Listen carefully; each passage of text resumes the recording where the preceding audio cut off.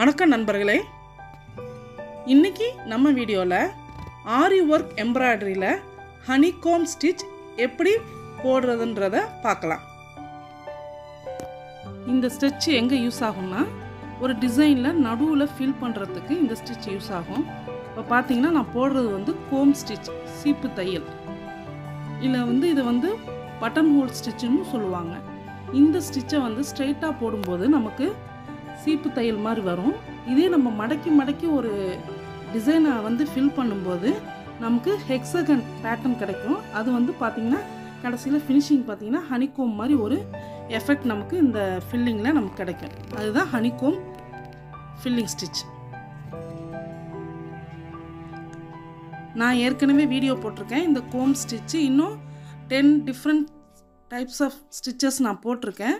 அந்த வீடியோட லிங்க் நான் கீழே டிஸ்கிரிப்ஷனில் கொடுக்குறேன். அதில் போய் பார்த்தீங்கன்னா பேசிக் செயின் ஸ்டிச்சு, இந்த கோம் ஸ்டிச்லாம் எப்படி போடுறதுன்றத வீடியோ லிங்க் நான் டிஸ்கிரிப்ஷனில் கொடுத்துருக்கேன். போய் செக் பண்ணி பாருங்கள். ஃபஸ்ட்டு லைன் நம்ம போடும்போது பார்த்தா ஸ்கொயர் ஷேப்பில் தெரியும்.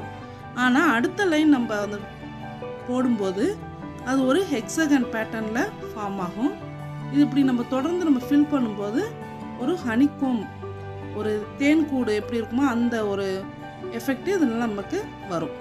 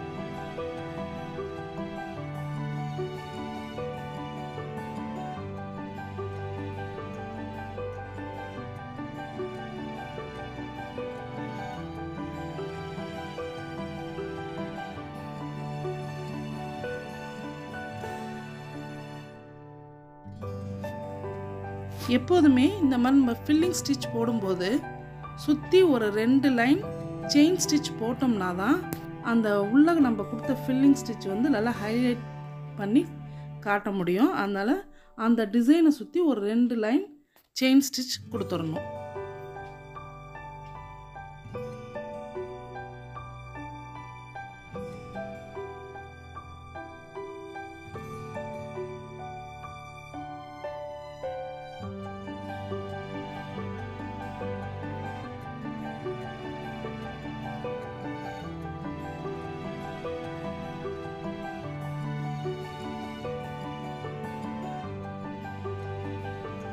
இப்போ இந்த டிசைனை சுற்றி ஸ்டோன் செயின் யூஸ் பண்ண போகிறேன்.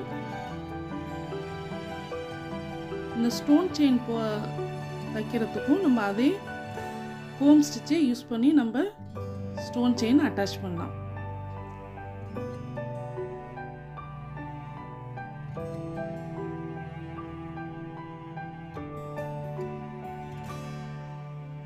ஸ்டோன் செயின் அட்டாச் பண்ணதுக்கப்புறம் 2 லைன் கோல்டு ஜரி த்ரெட் வச்சு 2 லைன் செயின் போட்டிருக்கேன்.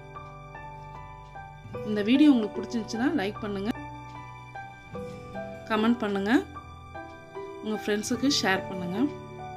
மறக்காமல் என் சேனலை சப்ஸ்கிரைப் பண்ணிடுங்க.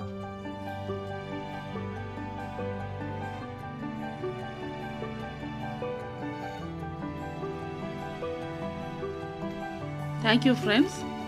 நெக்ஸ்ட் வீடியோவில் பார்க்கலாம்.